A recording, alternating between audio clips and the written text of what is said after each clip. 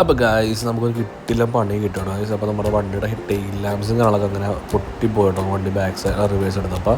അപ്പോൾ നമ്മൾ അതുകൊണ്ട് നമ്മൾ നേരെ നമ്മുടെ ജെന്യൂൻ പാർട്സിൽ മാനേജർ തന്നെ ജെന്യൂൻ പാർട്സിനെ കൊണ്ടേക്ക് വന്നോട്ടോ ഗായ്സ്. അപ്പോൾ നമ്മൾ ടെയിൽ ലൈറ്റ് കംപ്ലീറ്റ് മാറണം, അസംബ്ലി കംപ്ലീറ്റ് മാറണം കേട്ടോ. നമ്മൾ ആ സാധനങ്ങൾ ഓവർ നോക്കി വന്നിട്ടുണ്ട് ഗായ്സ്. അങ്ങനെ ഫൈനൽ നമുക്ക് കിട്ടിയോ നമ്മൾ നേരെ വർക്ക്ഷോപ്പിലേക്ക് പോകണ്ട ഗായ്സ്. നമ്മൾ വണ്ടിയുടെ അകത്ത് എടുത്ത് വെക്കോണ്ടോ. എന്നിട്ട് നമ്മൾ നേരെ നമ്മുടെ വർക്ക്ഷോപ്പിലോട്ട് ഞങ്ങളൊക്കെ പോവുകയാണ്.